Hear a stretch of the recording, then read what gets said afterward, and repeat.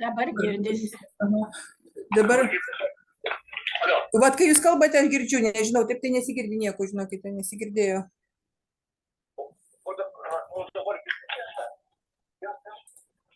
Ne, žinokite, nesigirdi. Jūs tenais kurmutę paspaudėte? Nežinau, nesigirdi nieko.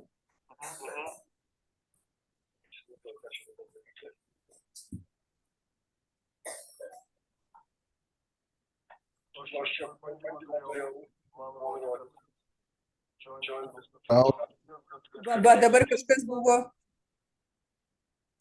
O, Va, tai. Dabar taip girdisi jau viskas. Dabar girdisi, taip? Viens. O, puiku. Gerai, ačiū labai, kad pasakėt. Alio. Na.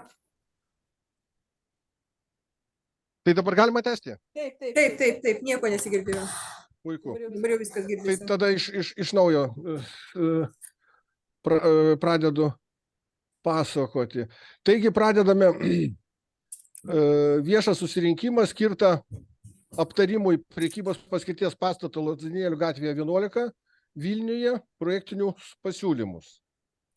Aš esu projekto vadovas paskirtas šitam projektui, Povilas Jansonas, ir trumpai pristatysiu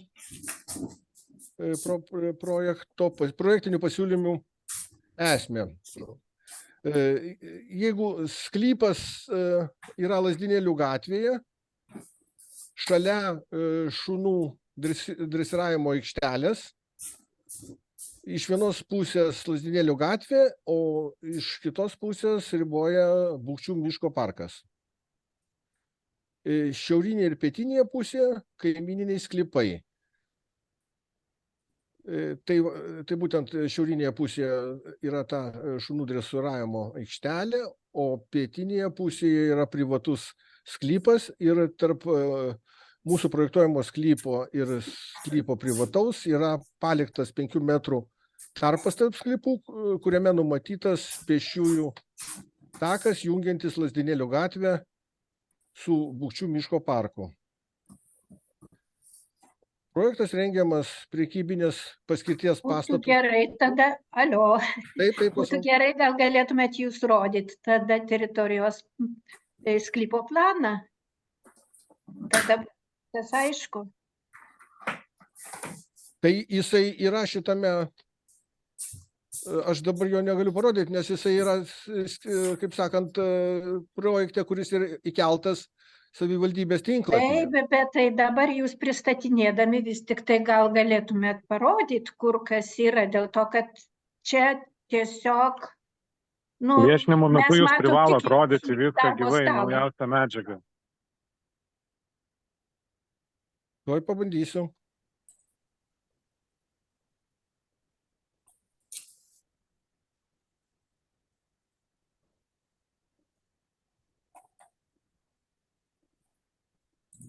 Tuoj.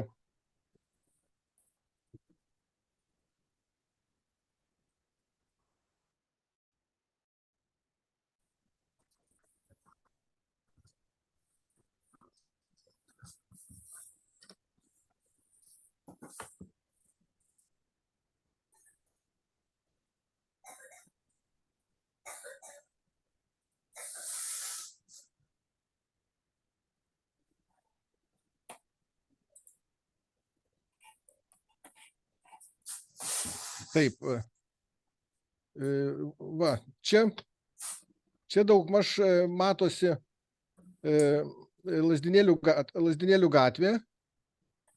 Čia jeigu matosi. Nesimato. Susilieja vaizdas. Ryškiau man neišeina parodyti. Tai tada čia nelabai pasiruošta viešinimui.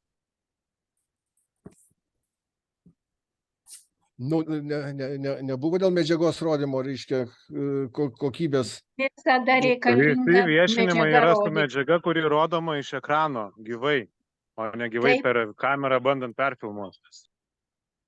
Taip, o ne jūsų darbo stalą tik tai su atversta kokia nors užrašų knygutė.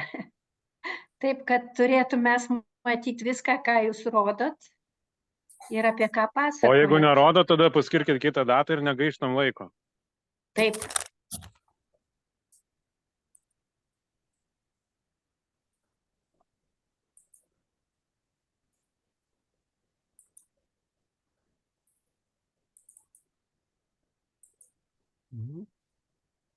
Tuoj pabandysiu parodyti.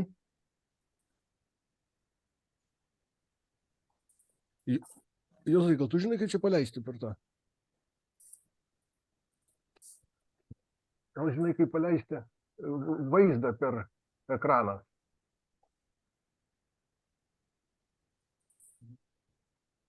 Turgi ten buvai susidūręs su šitais. Nu, va šitą, kad paleisti ant ekrano.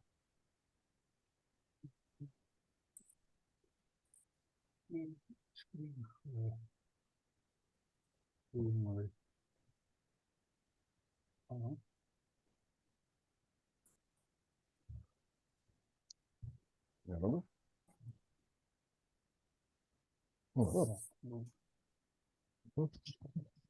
Nu, dabar Nu, kaip? panašiau. Taip, dabar jau panašiau. Taip. Visai čia pas mane dingo.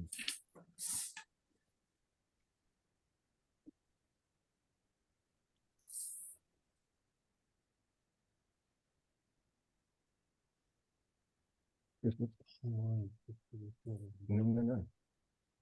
Ar matot dabar? Taip, matom schemą. Nu tai puiku, aš ten tada vartysiu, jeigu kas, tada pristatinėsiu. Taigi,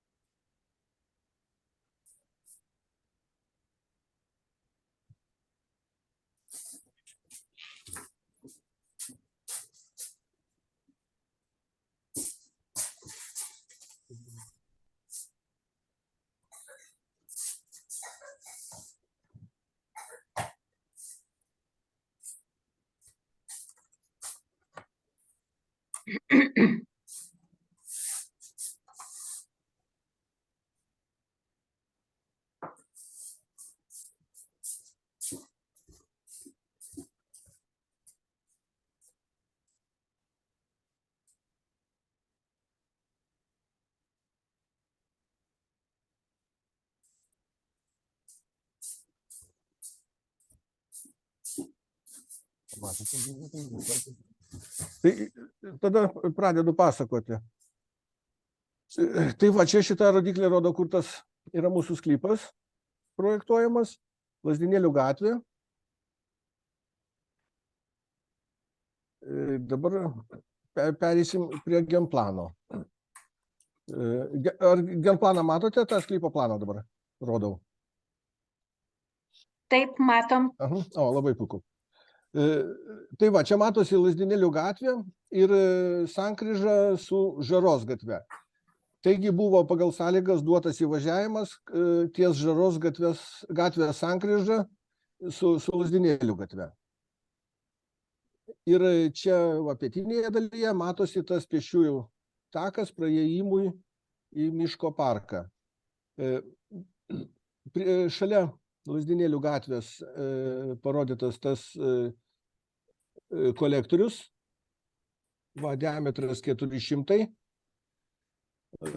labai didelį diametro magistralinis šito fekalinių nuotekų kolektorius, kuris eina į valymo įrengimus, ir šiluminės trasos arčiau Lazdynėlių gatvės. Taigi pastatas pas mus yra pristumtas prie pat rytinės sklypo dalies pagal norminius 3 metrus ir nuo kitų sklypo ribų irgi taip pat atitrauktas 3 metrus.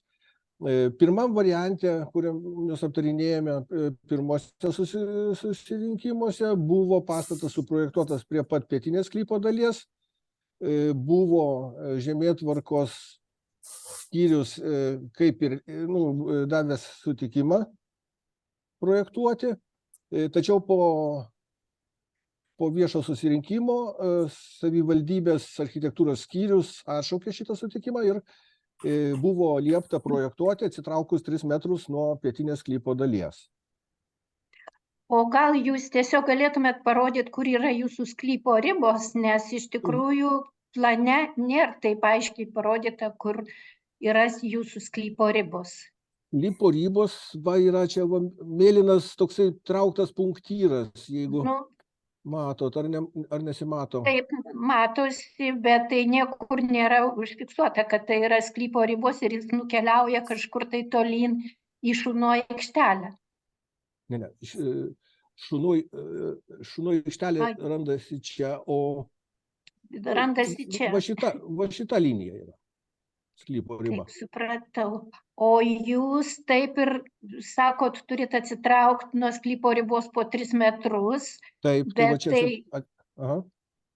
bet jūs nei šiauriai, nei pietuose neatsitraukėt.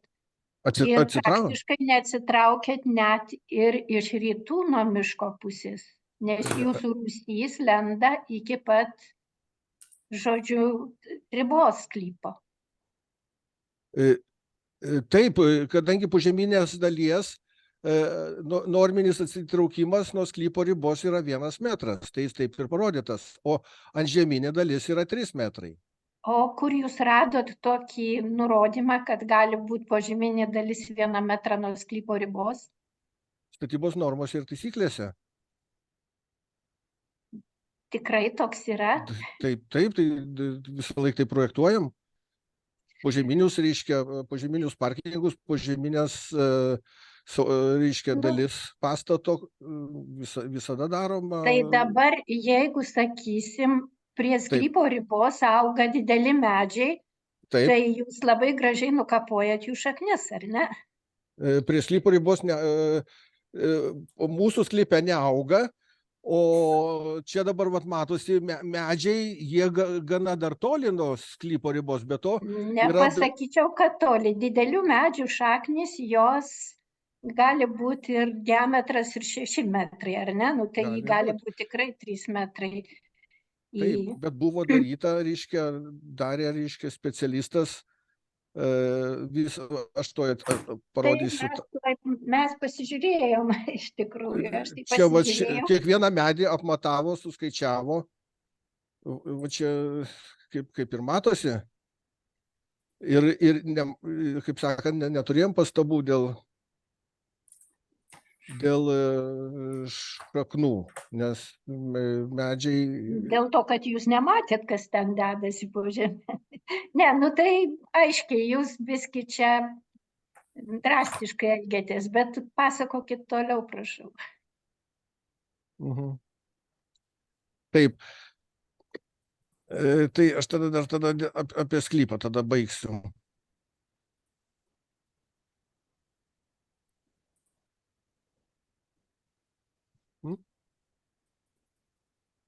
Tai va, įvažiavimas į sklypą ties sklypo viduriu ir numatomos stovėjimo aikštelės, paskui šaligatvis palei pastato fasadą, iš kurio numatomi visi įėjimai į tas 4 patalpas prekybinės ir laiptinę, kuri veda į 2 aukštą. Gal tada aš iškart, toj sekundę, va čia bus tas 2 aukštas. Taip, va čia yra 1 aukšto planas, kaip ir minėjau, tai čia eina tas pėsčiųjų takelis.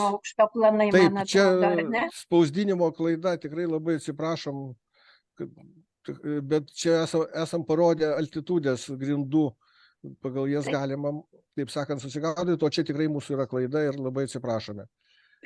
Dabar tik tai dar vienas klausimas. Taip. Žodžiu, pas jūs, sakysim, neįgalieji patenka į prekybinės sales. Kaip jie patenka, užlipdami per tuos 6 pakopas? Ar jie apvažiuoti visą pastatą ir iš kitos pusės? Ne, taip, į patalpą va čia yra pandusas. Ir taip, aš supratau, kad jūs O į Rūsio patalpas numatytas turėklinis neįgaliųjų keltuvas su pralinėja. Taip, bet tai tada, jeigu pas jūs Rusija yra pagalbinės patalpos, kodėl ten viskas neįgaliesim pritaikyta? Nu kaip, Sandėliai, sakysim, ar ne? Ne tik sandėliai. Čia dabar nėra konkrečiai nustatyta. Jeigu trūks operatoriui šitų prekybos patalpos ploto, jis gali naudoti ir Rūsio patalpos plotą. Čia nusileidęs. Ir va čia šone numatytos tos pagalbinės patalpos ir tualetas. Ir kitose dviejose neįgaliųjų tualetas numatytas. Jeigu neįgaliųjų sąjunga reikalaus, padarysime visus tualetus pritaikytus žmonėms su negalia.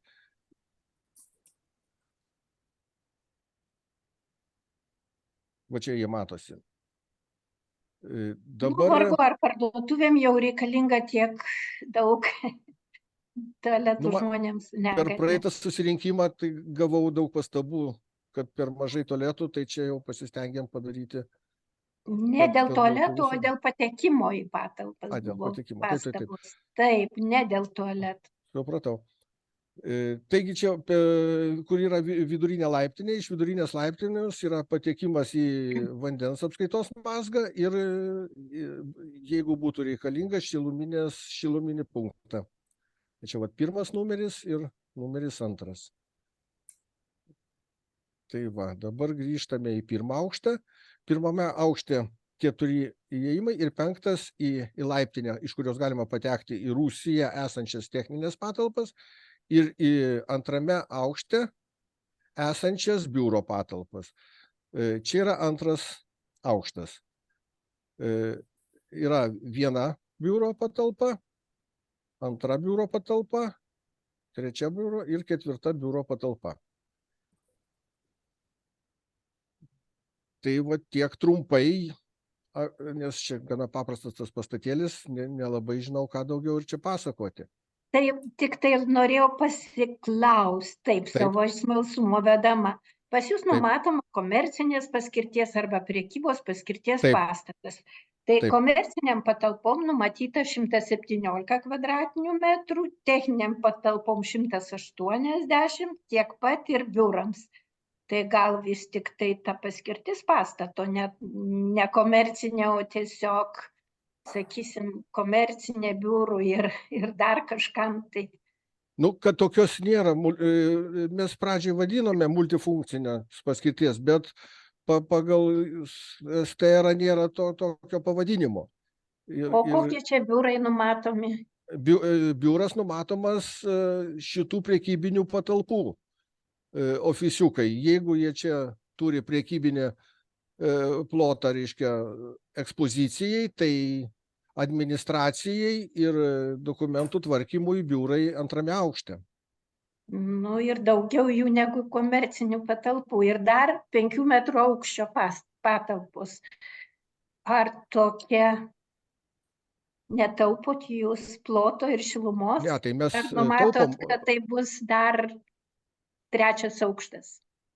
Ne, matot, kadangi tos prekybinės patalpos gana mažo ploto, tai kad eksponuoti prekes bus naudojamos sienos ir kuo aukštesnės tos ekspozicinės sienos, tuo daugiau galima ekspozicijos įrengti juose. Taip, bet jūsų biurų patalpos yra kaip tik aukštesnės negu kad net komercinės, ar ne? Ne, tokios pat aukščio. Nu, tada jūs pjūvio nedavėt per tą vietą. Pjūvis yra. Va, yra aukštis komercinės patalpos ir čia, kur gali būti biurai, arba irgi komercinės patalpos. Čia nėra konkrečiai tai pasakyta, kad čia būtent bus biurai. Čia gali būti ir prekybinė patalpa. Čia priklausys nuo nuomininko, nes statytojas dabar stato prekybos paskirties pastatą ir pagal nuomininkų poreikius bus ir tos patalpos naudojamos tiek biurui, tiek prekybai. Nu, suprantu, tikriausiai ir jums truputėlį keistai atrodo, ar ne, visas šitas išplanavimas. Gerai, prašom pasakot toliau. Nu, kad nelabai ką turiu toliau pasakoti. Kaip sakant, dabar pirmas variantas projekto, kurį aptarinėjame ankstesniuose susirinkimuose, buvo sukritikuotas architektūrinė prasme. Ir šitame variante pavyko įkalbėti statytoją naudoti tas brangesnės fasadinės stiklo sistemas. Tai vat būtent čionai uždengiant stogo konstrukciją ir šoninės sienas, kas leidžia padaryti tokį pastatą vientisesnį. Čia vat gal matysis geriau šitame. Taip, nu toks kaip ir techninė projektavimo užduotį buvo numatyta, kad būtų pastatas įsilietų į, sakysim, kontekstą.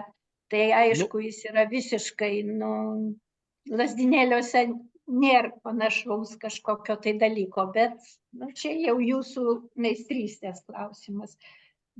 Aš tai norėjau dar vieną dalyką paklausti. Pas jūs yra numatyta, kad atmosferinis vanduo nuo pastatų ir takų nuvedamas žemės paviršiumi.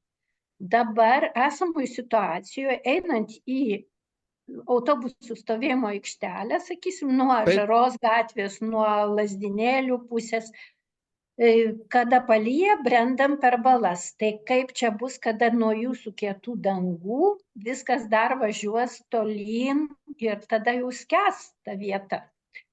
Ar nenumatoma kažkokia, kaip jūs vis tik tai susitvarkysit su to vandeniu?